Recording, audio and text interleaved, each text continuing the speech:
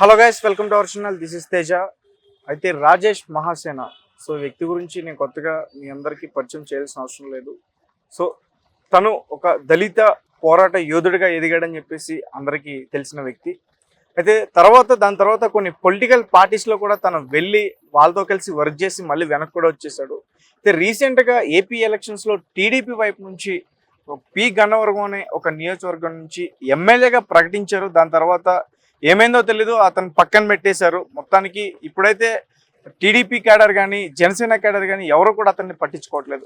మరి ఎందుకు అతన్ని పక్కన పెట్టాల్సి వచ్చింది? సో ఇవన్నీ కూడా మనతో పాటు డిస్కస్ చేయడానికి 100 రూపాయల ఎమ్మెల్యే వారణాసి సూర్య గారు ఉన్నారు. సార్ నమస్తే అండి. సో మొత్తం కూడా డైరెక్ట్ రాజేష్ గారిని అటాక్ చేస్తున్నారు. రీసెంట్గా నేను చెక్ చేస్తే రాజేష్ మహాసేనతో పెట్టుకుంటే చాలా డేంజర్ అన్నట్టు టైటిల్స్ చూసా. సో ఏంటి అంత వైలెంట్గా? అయితే రీసెంట్ గా చూసుకుంటే కూడా ఆయన డైరెక్ట్ గా పవన్ కళ్యాణ్ గారిని టార్గెట్ చేసి మాట్లాడారు. ఏం చేస్తాడు? టార్గెట్ చేస్తే ఏం పీక్తాడు? ఏం చేస్తాడు? నేను క్వశ్చన్ అడుగుతున్నా, ఏం చేస్తావురా రాజేష్? పవన్ కళ్యాణ్ గారిని నువ్వు ఏం చేయగలవు? నీ దగ్గర సైన్యం ఉంది, మహాసేన బొకలో సేన అంటున్నావు కదా, ఏం చేయగలవు నువ్వు? నీ వెనకల ఏమీ లేదని నాకు క్లియర్ గా తెలుసు. అంటే ఇప్పుడు ఆయన వైఎస్ఆర్సీపీ ఉందనుకోవచ్చు కదా. ఏం లేదు, ఎడంకాలతో తంతారు వైఎస్ఆర్సీపీకి వెళ్తే. ఎడంకాలతో, కుడికాలతో కూడా కాదు, ఎడంకాలతో దాన్ని పంపిస్తారు. వాడికి తెలుసా విషయం. అందువల్ల ఎక్కడ వెళ్లకుండా 3-4 రోజుల నుంచి వీడియోలు కూడా చేయట్లేదు. నా తాకిడి తట్టుకోలేకూడదు. Okay, right. అయితే పిఠాపురం వర్మ గారు ఆయన దేని గురించి అయినా సరే వెంటనే స్పందిస్తారు.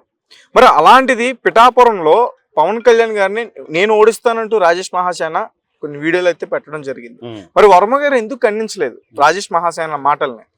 పెంట మీద రాయేస్తే ఎవరి మీద పడుతుంది? మన మీదే పడుతుంది. పెంట మీద రాయడం ఎందుకని చెప్పి ఆగారు. ఇందులో పెంట ఎవరు సార్? పెంట మీకు తెలియదు ఏముంది, డైరెక్ట్ ఆడే మహాసేన. అది కట్ చేయండి, ఆ తోక అసలు మాట్లాడడం కూడా వేస్ట్. అది రాజేష్ గాడే ఆడే పెంట, మామూలు పెంట కాదు. పొరపాటు చెప్తున్నా కదా, టీడీపీ బజ్ గయా కొంచెం ఒక గుండు సూది గ్యాప్ లో మిస్ అయిపోయింది. లేకపోతే టీడీపీ నెత్తిన కూర్చునేవాడు. రైట్. అంటే ఇప్పుడు మనం ఎట్లా చూడాలంటే సార్, అంటే ఇది అక్కడ కాపులు చాలా మంది ఉన్నారు, అలాగే దళిత బిడ్డలు కూడా చాలా మంది ఉన్నారు. అంటే ఒక రాజేష్ మహాసేన దీన్ని ఒక వారుగా తీసుకెళ్తున్నాడా కాపులకి దళితులకి? లేదు, ఇదే చెప్తున్నా. కులాలు మతాలను చిచ్చు రేపి వాడు ఎదగాలని చూస్తున్నాడు. వారు లేదు, వంకాయ లేదు, వాడు దాన్ని వాడుకుంటున్నాడు. కులాలను మతాలను అడ్డంగా పెట్టుకుంది. ఇప్పుడు ఈ జనరేషన్ లో ఇంకా కులాలు మతాలు ఏంటి సార్? వాడు చెప్తున్నా కదా, పాత చింతకాయ పచ్చడంతా జరిపి వాడు బాగుపడాలని చూస్తున్నాడు. ఎందుకంటే రెండు వైపులా అమాయకులే. ఎందుకంటే మా కులం బాగుపడితే బాగుంటుంది, మా కులం బాగుపడితే బాగుంటుంది అందరూ అనుకుంటారు. తప్పేం కాదు కదా. సో దాన్ని అడ్డంగా వాడుకొని వీడు ఎదుగుతున్నాడు తప్ప వాళ్ళకి చేసేది ఏమీ లేదు. ఒక్క పని నేను డైరెక్ట్ అడుగుతున్నాను, ఆ దళిత బిడ్డలకి, మా దళిత బిడ్డలకి ఏం చేసావు? ఒక్క పని చెప్పండి, డైరెక్ట్ గా లైవ్ పెట్టి చెప్పమనండి, ఇదిగో నేను చేశానని. వాడుకోవడం తప్ప ఏం చేయలేదు. అంటే ఒక్కొక్క సందర్భంలో అతను చేసిన వీడియో కూడా బాగా వైరల్ అయింది. ఏం వైరల్ అయింది? హిందూ అమ్మాయిని లేపుకొచ్చానన్న విధంగా అది వాడుకున్నాడు. ఆ ఇన్సిడెంట్ వాడుకున్నాడు. అంతా వాడుకోవడమే, ఏం ఉండదు. ఇన్సిడెంట్ జరిగింది, వాడికి అడ్వాంటేజ్ అయింది. అది వాడుకొని తర్వాత ఓకే ఆ ఇన్సిడెంట్ చేశాడు, బాగానే ఉంది. దాని తర్వాత ఏం చేశాడు? అది దాన్ని వాడుకున్నాడు. ఆ పాయింట్ ఆఫ్ లో వాడుకున్నాడు. అది అడ్డదిడ్డంగా వాడుకొని పైకి ఎదిగాడు, వైరల్ అయ్యాడు. దాని తర్వాత చేసింది ఏమీ లేదు. అందరి దగ్గర ఈవెన్ స్టూడెంట్స్ కూడా 500-1000 రూపాయలు పంపించారని చెప్పి నాకు మెసేజ్ చేస్తున్నారు. ఏది అతనికి పంపించారా? ఆఫీస్ మనం ఏంటి స్క్రీన్ సెటప్ పెట్టుకోవడానికి కావచ్చు, సో బైకులు తీసుకోవడానికి కావచ్చు, కారు తీసుకోవడానికి కూడా డొనేషన్ తీసుకున్నాడు. ఇంత దారుణంగా వాడుకొని ఎవరి ఫోన్లు లిఫ్ట్ చేయడు. ఎదుగుతూ పోతూ ఉంటే కింద తొక్కుకుంటే వెళ్ళిపోతున్నాడు అంతే. మీరు ఎప్పుడన్నా ట్రై చేస్తారు అతనితో మాట్లాడడానికి? నేను ఎదవలతో మాట్లాడను. అంటే ఎంత కాలం అనుకున్నా, మరి కలిసి కొన్ని రోజులు కదా. నాకు అవసరం ఏముంది వాడుతో? ఏ అవసరం లేదు. అలాంటి గలేజ్ సాలిగాలతో నేను డిస్కస్ చేయను, అవసరం కూడా లేదు. కలవాలని కూడా అనుకోవట్లేదు. నేను తొక్కేయాలని చూస్తున్నా, వాడు అందరినీ తొక్కాలని చూశాడు. నేను వాడిని తొక్కేంత వరకు అసలు వదలనాను. అతను అందరినీ తొక్కాలనుకుంటే ఈ రోజు అతనికి ఎమ్మెల్యే టికెట్ వచ్చిండేది నేను అంట. ఎట్లా ఇంకోసారి చెప్పండి. అతను అందరినీ తొక్కాలని అనుకుంటే ఈ రోజు అతనికి ఎమ్మెల్యే టికెట్ వచ్చేది. చెప్తున్నా కదా, గుండిసు మనలో ఆగిపోయింది బండి. ఎందుకు? నిజ స్వరూపం తెలిసింది కాబట్టి. చంద్రబాబు గారి స్కానింగ్ లో తెలిసిపోయింది, వీడు బేవర్స్ యాదవా, వీడికి అసలు అర్హత లేదని చెప్పేసి ఆపేశారు. ఇప్పుడు కూడా ఆయన సైలెంట్ గా ఎందుకున్నారు? అంటే ఇంతమంది నాయకులు ఉన్నారు, ఇన్ని కౌంటర్లు పడుతున్నాయి, ఒక్కరన్నా నాకు రీకౌంటర్ ఇస్తున్నారా? ఎందుకు ఇవ్వట్లేదు? ఆడి ఎదవని వేసుకొని అంటున్నారు. ఇంకా అన్ని కౌంట్ ఒకసారి మొత్తం కామెంట్లు చూసుకోండి, వాడి వీడియోల కింద నా వీడియోల కింద కామెంట్లు చూడండి, అన్ని వాణి తిట్టేవే ఉంటాయి. ఓకే, అంటే మీ వీడియోలో ఆయన్నే తిడతారు, ఆయన వీడియోలో ఆయనే ఉంటాయి.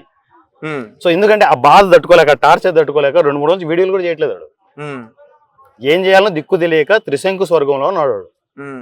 అంత ఈజీగా వదలను. ఎందుకంటే ఒకానొక స్టేజ్ నేను ఇన్ని రోజులు ఆగడానికి కూడా రీజన్ ఏంటంటే ఒక్కటే ఒక రీజన్, ఎలక్షన్స్ అయిపోనివని అని చెప్పేసి ఆగాను. ఎందుకు? టీడీపీ జనసేన పొత్తులో ఉంది, ఈడు కర్మగాలే టీడీపీలోనే ఉన్నాడు, అందువల్ల సైలెంట్ గా ఉంది. మాకు తెలుసు పొత్తు ధర్మం, మాకు తెలుసు. ఈ గలీజ్ కొడుకు అది కూడా తెలియదు. 2-3 రోజుల ముందు అనౌన్స్మెంట్ ఇస్తాడా పవన్ కళ్యాణ్ ఓడిస్తానని చెప్పేసి? వీడెంత, ఇటు బతుకెంత? ఓడించమని రారా, ఓడించు, నేను చూస్తాను. మరి అంటే మరి పవన్ కళ్యాణ్ గారిని ఓడిస్తే, ఇందాక కూడా అడిగి ఇదే క్వశ్చన్, ఓడిస్తానన్నప్పుడు వర్మ గారు ఎందుకు ఖండించలేదు? చెప్తున్నా కదా, పొత్తులో ఉన్నారు. ఎందుకంటే మనల్ని మనమే తిట్టుకుంటే బాగుండదనే ఉద్దేశం. ఇప్పుడు ఎంత కాదనుకున్నా ఎదవైనా ఇంకొకడైనా ఎవడైనా కూడా టీడీపీలోనే ఉన్నాడు ప్రజెంట్, ఇంకా స్టిల్ ఇప్పటికీ. సో తన పార్టీ మనిషిని తనే తిట్టడం కరెక్ట్ కాదు కదా, ఖండించడం కరెక్ట్ కాదు కదా. ఉంటాయి కదా దానికి పార్టీ టర్మ్స్ అండ్ కండిషన్స్ ఉంటాయి కదా, అందులోనే ఉన్నారు, అందువల్లే సైలెంట్ గా ఉన్నారు. రైట్. ఫైనల్ గా ఏం చెప్పాలనుకుంటున్నారు? వరుస పెట్టి బాంబు రోజులతోనే ఉంటాను. వాడు రెస్పాండ్ అయితే ఒక కోణంలో ఉంటది, రెస్పాండ్ కాకపోతే ఇంకో కోణంలో ఉంటది. మీడియా అంతా వైరల్ చేసి పెడతాను. ఈడు గలీజ్ సాలేగాడు, ఏ దళిత బిడ్డ, ఏ దళితులు కూడా, మా దళితులంతా ఏకమై boycott Rajesh, boycott Rajesh, boycott Rajesh. వాడిని వాడి టోటల్ వాడు అనుకునే మీడియాని, వాడు అనుకునే పెద్ద ప్రపంచం కదా, ఏ బొక్క లేదు, ఉన్నది కూడా అన్సబ్స్క్రైబ్ చేసి అన్ఫాలో చేసేసి రాజేష్ ని బాయ్కాట్ చేయండి. వాడు ఏ పార్టీలు, నేను పార్టీలకు అతీతంగా చెప్తున్నా, ఆయన సొంతంగా పార్టీ ప్రకటించుకుంటున్నాడుగా, త్వరలో పార్టీ ప్రకటించుకుంటున్నాడు. ఎవడో దానికి, ఎవడొస్తాడు దానికి? ఎన్ని పార్టీలు రాలేదు, ఎన్ని పార్టీలు వెళ్ళలేదు. నేను చెప్తున్నాను, పార్టీలకు అతీతంగా చెప్తున్నాను. వైఎస్ఆర్సీపీ, టీడీపీ, బీజేపీ, మా జనసేన అన్నిటికీ చెప్తున్నాను, అందరి కార్యకర్తలకు చెప్తున్నాను. ఏ పార్టీలోకి వచ్చినా కూడా వైరస్ లాగా ఎంటర్ అవుతాడు వీడు. Too dangerous, dangerous, dangerous. అది వాడు పార్టీ పెట్టుకొని ఏమన్నా పెట్టుకొని ఎవడు వచ్చేది ఉండదు. 4 రోజులు ఎవరమే, 4 రోజులు పెళ్ళేది, నాలో వచ్చి ఇంకొక పార్టీలోకి దూరాల్సిందే వాడు. అంటే అతను ఒకప్పుడు అందరినీ టార్గెట్ చేసి మాట్లాడాడు, అన్ని పార్టీలను కూడా, బయటకు వచ్చేసినా కూడా. చంద్రబాబు నాయుడు గారు, చంద్రబాబు నాయుడు గారు, లోకేష్ గారు ఒక డ్రామా ఆడుతున్నారేమో, ఇది ఒక పొలిటికల్ స్టంట్ అనుకోవచ్చేమో. పవన్ కళ్యాణ్ గారిని అటాక్ చేస్తుంది వీళ్ళే అనుకోవచ్చా? ఏం లేదు, నాకు తెలుసు, దగ్గరగా నాకు తెలుసు ఏం జరుగుతుందో నాకు తెలుసు క్లియర్ గా. ఈయన ఎవడు అసలు దేకట్లేదు, మీకు అర్థం కావట్లే. వీడితో ఎవడు డ్రామాలు ఆడించేది, అయిపోయింది కథ.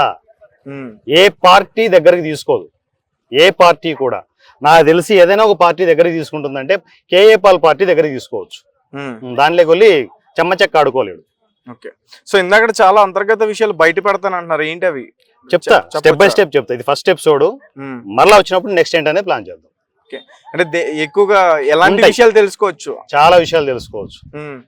బయట ప్రపంచానికి తెలియని ఎన్నో విషయాలు వాళ్ళ మనుషులే, వాడు ఎంత దారుణంగా వాడుకున్నాడో ఆ మనుషులే నిజాలు బయట పెట్టబోతున్నారు. సో మీ నుంచే ఈ యుద్ధం మొదలవుతుంది. అంత ఈజీగా ఈ యుద్ధాన్ని ఆపలేను, ఆపలేరు కూడా. Okay, right. Thank you so much Surya గారు. Thank you. Right, thank you guys, thank you for watching.